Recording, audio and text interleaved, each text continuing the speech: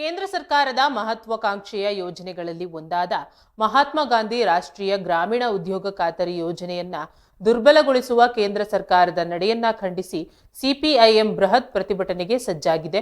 ಈ ಕುರಿತು ಮಾತನಾಡಿದ ಸಿಪಿಐಎಂ ರಾಜ್ಯ ಮುಖಂಡ ಮುನಿ ವೆಂಕಟಪ್ಪ ಅವರು, ಕೇಂದ್ರದ ಬಿಜೆಪಿ ಸರ್ಕಾರ ಬಡವರ ಮತ್ತು ದುಡಿಯುವ ವರ್ಗದವರ ಆದಾಯವನ್ನ ಕಿತ್ತುಕೊಂಡು ಕಾರ್ಪೊರೇಟ್ ಸಂಸ್ಥೆಗಳಿಗೆ ಮನ್ನಣೆ ನೀಡುತ್ತಿದೆ ಎಂದು ಆರೋಪ ಮಾಡಿದ್ದಾರೆ. ಮನ್ರೇಗಾ ಯೋಜನೆಯ ಹೆಸರನ್ನ ಬದಲಾಯಿಸುವುದರ ಜೊತೆಗೆ ಯೋಜನೆಯ ಮಹತ್ವವನ್ನ ಸಂಪೂರ್ಣವಾಗಿ ಸಾಯಿಸುವ ಪ್ರಯತ್ನವನ್ನ ಕೇಂದ್ರ ಸರ್ಕಾರ ಮಾಡುತ್ತಿದೆ ಎಂದು ಮುನಿ ವೆಂಕಟಪ್ಪ ದೂರಿದ್ದಾರೆ. ರಾಮನ ಹೆಸರಿನಲ್ಲಿ ರಾಜಕೀಯ ಮಾಡುವ ಬಿಜೆಪಿಯ ಸಿದ್ಧಾಂತಗಳನ್ನ ದುಡಿಯುವ ವರ್ಗಕ್ಕೆ ಸದಾ ವಿರೋಧವಾಗಿದೆ. ಇದು ದುಡಿಯುವ ಕೈಗಳಿಗೆ ಜೀತದ ಕೋಳ ಹಾಕುವ ಪ್ರಯತ್ನವಾಗಿದೆ ಎಂದು ಹೇಳಿದ್ದಾರೆ. ಕೇಂದ್ರ ಸರ್ಕಾರದ ಈ ನೀತಿಗಳು ಪ್ರಜಾಪ್ರಭುತ್ವ ಮತ್ತು ಸಂವಿಧಾನದ ಮೇಲೆ ನಿರಂತರ ದಾಳಿ ನಡೆಸುತ್ತಿವೆ ಎಂದು ಮುನಿ ವೆಂಕಟಪ್ಪ ಹೇಳಿದ್ದಾರೆ. ಜನಸಾಮಾನ್ಯರ ಅನುಮೋದನೆಯಿಂದ ತಯಾರಾದ ಉದ್ಯೋಗ ಖಾತ್ರಿ ಯೋಜನೆಗೆ ಬಿಜೆಪಿ ಸರ್ಕಾರ ಬೆಲೆ ನೀಡುತ್ತಿಲ್ಲ.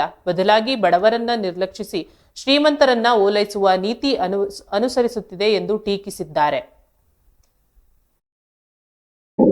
ಅದರಲ್ಲಿ ಇರ್ತಕ್ಕಂಥ ಲೋಪಗಳೇನು, ಅದರಲ್ಲಿ ಏನಾಗಿದೆ, ಯಾಕಾಗಿದೆ, ಯಾಕೆ ಆ ಕಾಯ್ದೆಯನ್ನು ನಾವು ರದ್ದು ಮಾಡ್ತಾ ಇದ್ದೀವಿ ಅಂತಕ್ಕಂಥ ಕನಿಷ್ಠ ವಿಷಯವನ್ನು ಕೂಡ ಜನತೆಗೆ ಹೇಳಿದೆ ಏಕಾಏಕಿ ಆ ಕಾಯ್ದೆಯನ್ನು ರದ್ದುಗೊಳಿಸಿ ಹೊಸ ಕಾಯ್ದೆಯನ್ನು ಜಾರಿಗೆ ತರ್ತಕ್ಕಂಥ ಜರೂರು ಇವತ್ತು ಏನಿದೆ ಅಂತಕ್ಕಂಥದ್ದನ್ನು ಸಿಪಿಎಂ ಪಕ್ಷ ಬದಲಿಗೆ ಇವತ್ತು ಪ್ರಶ್ನೆ ಮಾಡ್ತಾ ಇದೆ. ಯಾಕಂತ ಹೇಳಿದ್ರೆ, ಮಹಾತ್ಮ ಗಾಂಧಿ ರಾಷ್ಟ್ರೀಯ ಉದ್ಯೋಗ ಖಾತ್ರಿ ಕಾಯ್ದೆ ಏನಿದೆ ಅದು ಕೇವಲ ಯಾರಿಗೋ ಒಂದು ತಲೆಗೆ ಬಂದಿದ್ದಲ್ಲ. ಕಾಯ್ದೆ ಸುಮಾರು ಒಂದು ದಶಕಗಳ ಕಾಲ ಈ ದೇಶದಲ್ಲಿರ್ತಕ್ಕಂಥ ದುಡಿಯುವ ವರ್ಗ ಆಗಿರ್ತಕ್ಕಂಥ ಬಡವರೇನಿದ್ದಾರೆ ವಲಸೆ ಹೋಗ್ತಾ ಇದ್ದಾರೆ, ಹಳ್ಳಿಗಳಲ್ಲಿ ಇರ್ತಾ ಇಲ್ಲ.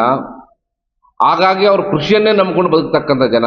ಬಿಜೆಪಿ ಇವತ್ತು ಭಾರತ ದೇಶದಲ್ಲಿ ತಗೊಳ್ತಾ ಇರ್ತಕ್ಕಂಥ ನಿರ್ಧಾರಗಳನ್ನು ನಾವು ಗಮನಿಸಬೇಕಾಗಿದೆ.